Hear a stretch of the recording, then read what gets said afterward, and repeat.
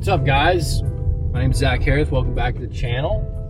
Today we are heading to pick up some keys for closing we have today, drop off the title company. I don't typically go to closings, but for you guys, we're gonna make it happen. So let's take a ride. Let's see here. All right, we're good. So we're doing a little final walkthrough at house we're closing on today. Last closing of 2020. This is a house that a client of mine flipped. I think in total, I don't know, I think it took him like 3 months or so.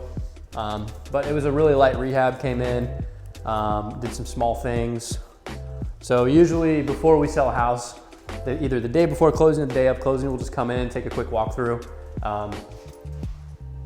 Like I said, I don't do a ton of this residential stuff as far as like, you know, open houses and things like that. I'm more specialized in investment grade properties, but this client of mine who is the seller is a big investor. So this is what we're doing with them. So we're gonna take a look around, make sure everything's in good shape.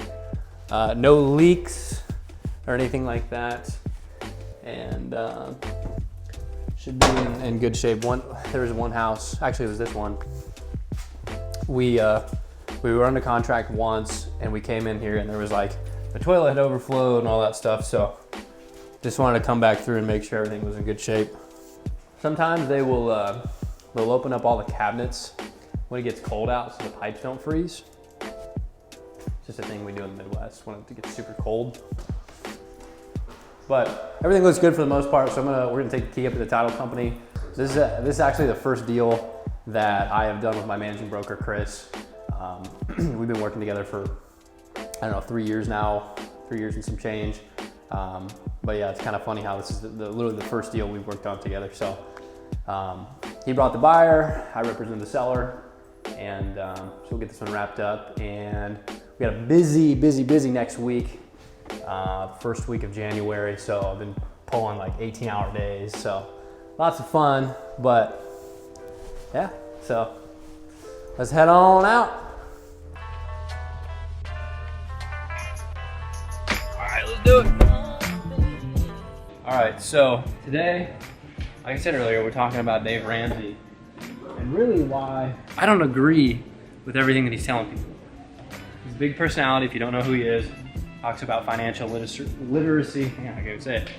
He's got like 7 baby steps to achieving financial freedom. Okay, and essentially what that looks like is, you know, having an emergency fund.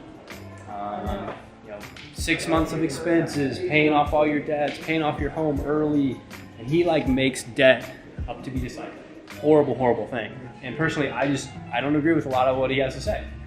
If you are, you know, trying to get into real estate investing and you're young or maybe you don't have a lot of cash, you have to leverage debt. You have to utilize other people's money. And he's got like this big thing where it's like, don't use debt, buy everything in cash. Like, I don't even know if the dude has a credit score. I think the second thing that he talks about is like pay your home off early. I don't own a home. A lot of people say, dude, why don't you own a home? You're a real estate agent, yada yada. My living expenses are so low, like a lot lower than the average person. So it's like $350 for me to rent a property. But my point there is, if you pay your home off early, you could be leveraging that money to go out and really get a higher yield. And interest rates right now are incredibly low, like historically low. So you're talking like high 2s, low 3s. If you pay that home off early just so that you don't have to have a payment, to me, that's nonsense. All right, so we've covered 2 reasons about Dave Ramsey. One of them being you shouldn't utilize debt outside of your home. And number 2, why you should pay your home off early. So third one. All right, the last reason. So in number 3, I think it's like one of the last baby, like his 7 baby steps. I want to say like number 5. I don't know. Is invest 15% of your income to retirement. And I think that, again, like if you're just kind of, you know, salary and you're not like trying to start a business or run a business, and you're cool, hey, you just want to stack some money away, I think that works. Oh boy. But what I was saying earlier is like most of the folks that either maybe watch my content or are in my network are business owners, entrepreneurs, people like that are really trying to exponentially grow their financial situation, their trajectory of where they're headed. And dude, you got a better chance of dying before you do retiring, right? So I think that if you really want to try to achieve financial freedom quicker, you're going to have to set a lot more back for investing retirement than just 15%, right? If you have, 10 grand a month coming in, which I know to a lot of people it seems like maybe a lot, and you're only setting back $1,500 a month, I mean, like, what are you doing, right? So I would say, hey, look, maybe find another way that you can put that money to better use. But those are just a couple of reasons. Don't necessarily hate the guy, not a huge fan of him, don't agree with a lot of the things that he has to say or his thoughts on building wealth. I have done it probably one of the more unconventional ways, leveraging debt, leveraging OPM, other people's money.